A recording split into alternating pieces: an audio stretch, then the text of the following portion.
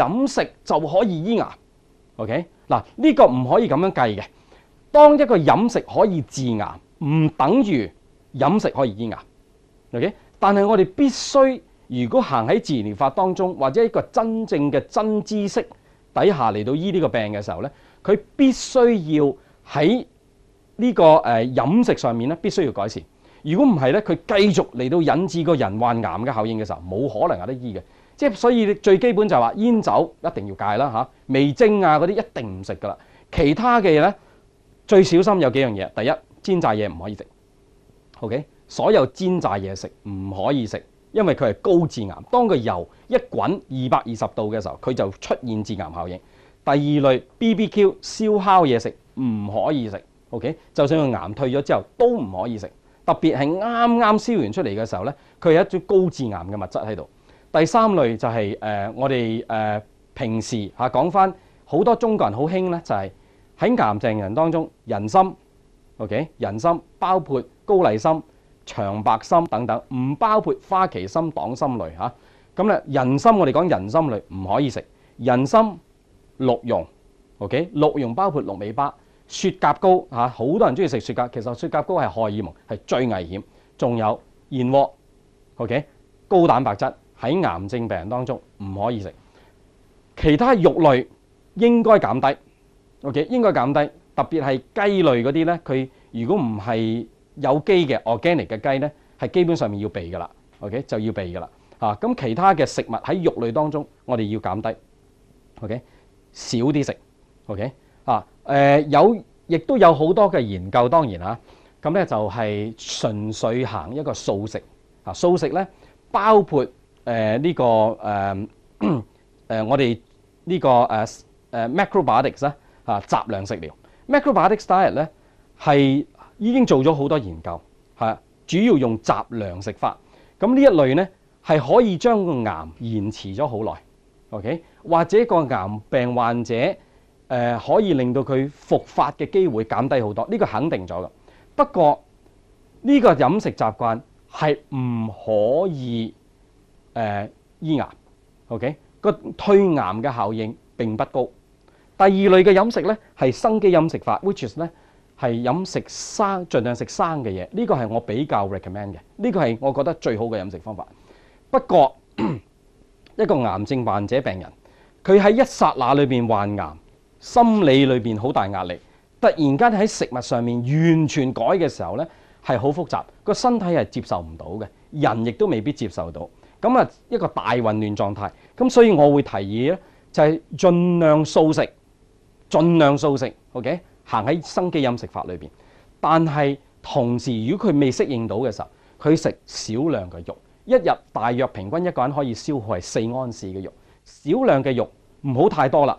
特別食肉類嘅時候，只可以蒸，唔可以煎炸咁樣嚟到去處理，咁咧就個安全性就比較好啲。OK， 第二就係喺個病人當中患癌病人最緊要一 part， 最緊一 part 就係話佢必須佢嘅消化系統係 OK， 我哋必須喺個癌症病人當中，佢個胃口佢嘅消化系統食嘢係冇問題，咁佢贏嘅機會咧就大好多。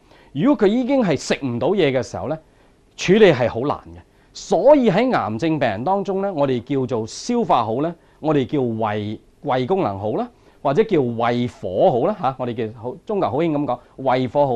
而喺癌症學，胃火好就等於命火，即係意思咧，嗰條命贏定輸咧係好 depends on 呢個癌症病人佢嘅消化功能夠唔夠，佢嘅消化功能冇嘅時候咧，佢係隨時斃命㗎啦。咁所以我哋必須要拉起個消化功能。點樣拉起個消化功能而係最簡單呢？好簡單，每日飲薑水。OK， 薑水係個界線裏邊係接受到嘅咁咧就好簡單，洗乾淨個薑都唔使批皮㗎啦，就拍爛佢，切咗拍爛佢，然後煲咗佢。煲咗佢之後咧，揾啲樽裝起，等喺雪櫃度。每日口渴唔飲第二啲水啦，盡量飲薑水盡量飲薑水。咁倒咗出嚟，倒半杯，然後揾半杯嘅滾水，即係煲滾嘅熱水沖落去，摻咗落去，等佢稀咗。個飲嗰個濃度係視乎嗰人個口感，佢中意辣啲飲多啲，飲濃啲；佢中意淡啲飲稀啲。佢怕熱氣，再飲稀啲啊。如果有啲人 which is 咧有少部分嘅人，連薑水飲咗都覺得太熱氣，唔飲得嘅時候啊，如果可以抵受到，我請佢盡量咁樣用法嚇，因為呢個係最簡單嘅方法。如果真係都唔得嘅時候咧，佢可以試下紫蘇葉啦、陳皮啦等等嚇，咁呢個效果冇咁好，但係咧都可以考慮。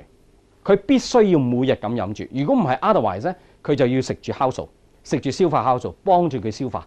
如果唔係佢個胃唔得嘅時候咧，所以喺飲食治療當中係一個危機嚇，一個好處。頭先我講咗，但係一個危機就係有好多唔係醫癌嘅人 ，OK， 或者一啲我自己本身喺癌症做呢個教授超過18年，咁所以我見盡所有嘅癌症病人，亦都我訓練好多嘅癌症醫生 ，OK， 但係有一個危機就係，當佢唔喺癌科裏邊，佢唔呢個醫生或者呢個治療師或者呢個某一個人，佢唔係每一日都同癌症病人幫個癌症病人同癌搏鬥嘅時候咧，佢係冇辦法理解嘅。所以呢一啲人咧，我哋唔相信佢識醫癌嘅，唔使諗嘅直情嚇，因為佢只不過行理論，理論係唔 work 嘅，理論背後一定要有實際嘅 backup。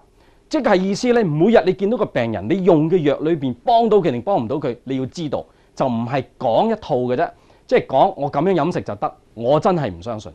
如果從飲食當中可以醫到癌，如果根據研究當中100個唔會有一個贏，100個唔會有一個贏，因為嗰個人已經冇辦法拉起個免疫力，就算佢用有機嘅飲食等等，冇乜機會贏，好難度好高，難度好高。所以我哋一定行喺飲食當中咧，我哋行藥療嘅，藥療先至係最有把炮、最有效嘅，因為我哋可以控制到，我哋可以好清晰，但係唔好忽略咗飲食。